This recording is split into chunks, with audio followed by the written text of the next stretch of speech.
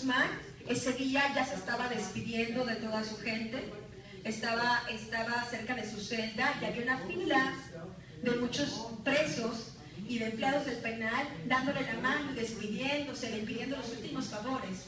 Al Chapo Guzmán le mandan una tarjeta informativa de que los funcionarios del gobierno federal estaban ahí en el penal y lo que dice el testigo es que en vez de preocuparse, de decir, bueno, ya hay que disimular, al contrario, se puso a brindar todavía dentro del penal antes de irse. Entonces lo que ocurrió fue que el Chapo Guzmán se esconde en este consultorio médico, el director del penal da la alerta de fuga, prende la alarma de fuga, llega la Policía Federal y llega el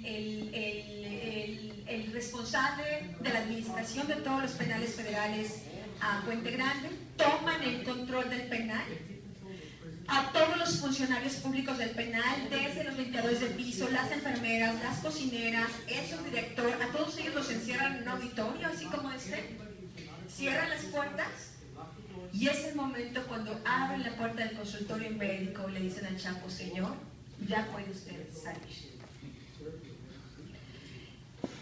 Para mí era muy importante leer ese expediente y ese expediente me dio otra perspectiva de las cosas. A través de este expediente también aprendí quién era el Chapo Guzmán.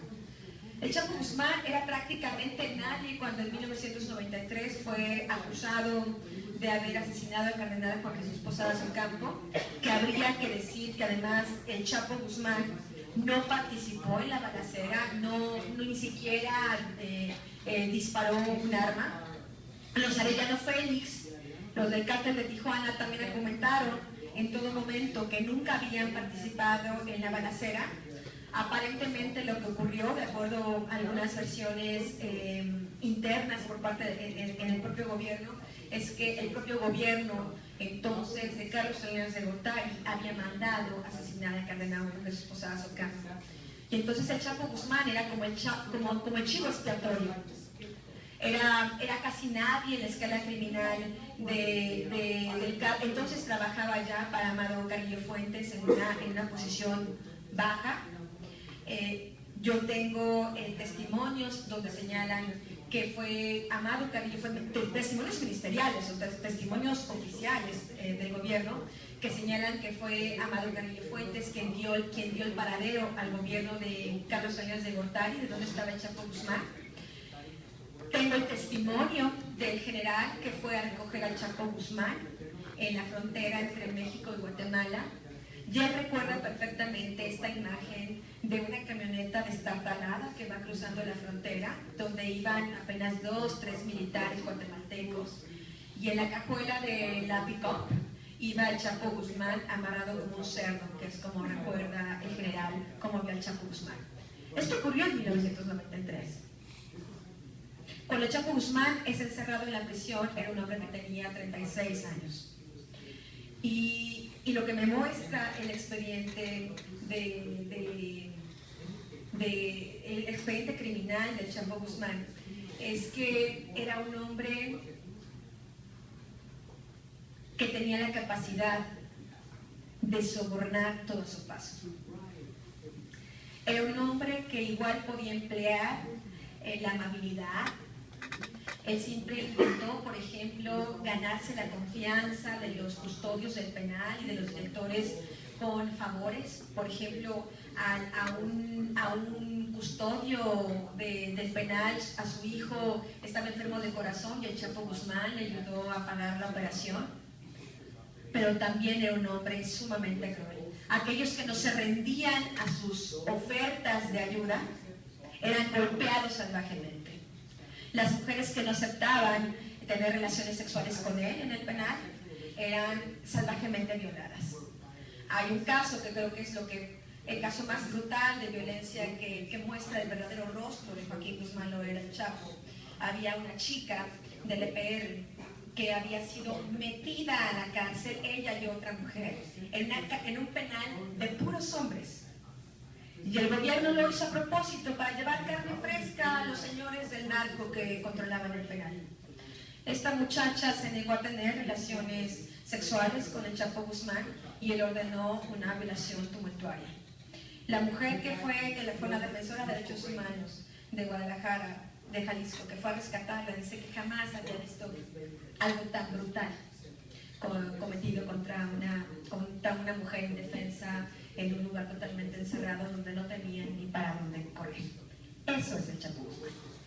Un hombre que apenas sabía leer y escribir, estudió hasta el tercer grado de primaria, era tan rudimentaria su preparación que incluso en la cárcel, cuando él quería escribir cartas de amor a sus parejas, a sus novias, él pedía a sus compañeros de celda que le ayudaran a escribir la carta, porque él no era capaz de hablar, de dictar la carta, pero no era capaz de escribirla.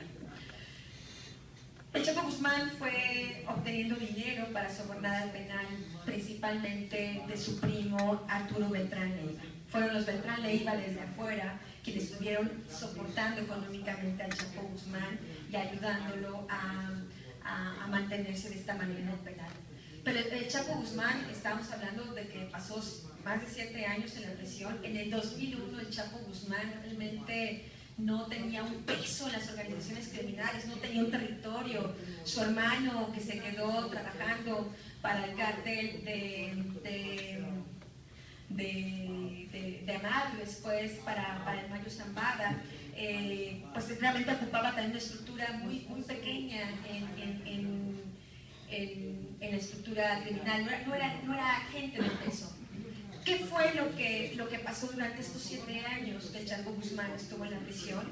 Que muchos de los grandes líderes de los cárteles empezaron a caer. Por ejemplo, Juan García Ábrego del cártel del Golfo, el propio Amado Carrillo Fuentes, que se supone que murió, ¿no?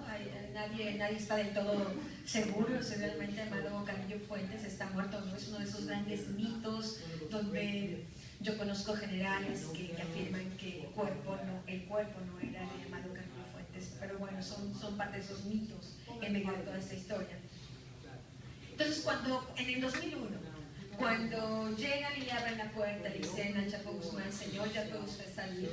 Realmente no había un liderazgo fuerte en las organizaciones criminales en México. Si me están entendiendo, parecía que en ese momento los cárteles mexicanos necesitaban un líder. Vicente Carrillo Fuentes, que fue el sucesor de Amado Carrillo Fuentes en el cártel de Juárez, se quedó como cabeza del grupo criminal, pero no tenía el liderazgo que tenía Amado Carrillo Fuentes. Estaba Osiel Cárdenas Guillén, que fue el que se terminó quedando con el cártel, como cabeza del cártel del Golfo, pero sí era muy joven y era muy violento, no era un liderazgo realmente sólido. Y parecía que necesitaba esta industria criminal un líder con visión para que los carteles de la droga en México, sobre todo el cártel de Sinaloa, creciera exponencialmente. Es así, en este marco, en este vacío de poder de los cárteles de la droga en México, que es liberado el Chapo Guzmán y que se inserta a los cárteles.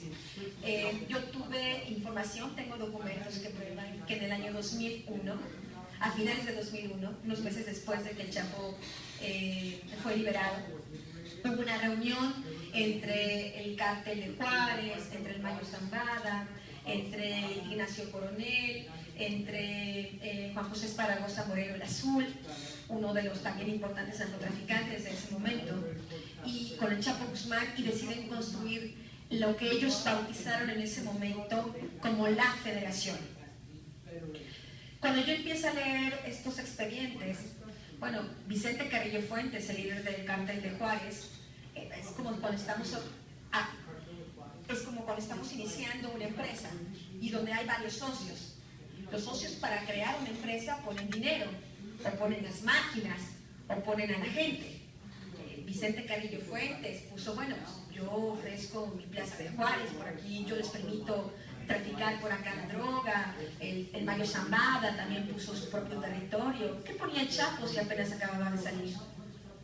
Lo que el Chapo puso en esa mesa de negociación fue la protección del gobierno federal. Ese era el único capital que el Chapo Guzmán, el único capital, que era bastante, que era todo al final de cuentas, es lo que puso sobre la mesa. Yo no tengo territorio, yo no tengo gente, pero pongo la protección del gobierno federal. Ese cambio de estrategia del gobierno federal de proteger a un solo cártel fue lo que desató la guerra entre los cárteles en México.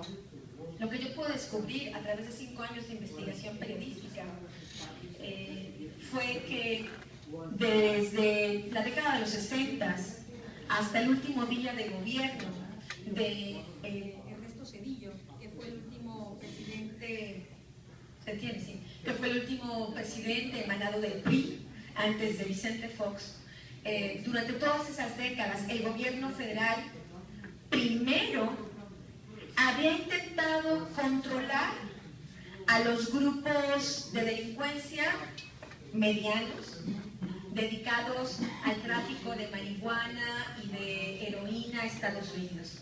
Pero estos grupos criminales fueron creciendo conforme fueron conectándose con los cárteles de la droga colombianos. Cuando en la década de los 80 México se convierte en la gran plataforma para traficar droga de Colombia a Estados Unidos, ese dinero es el que empezó a crear a los cárteles de la droga, en este caso al cártel de Guadalajara.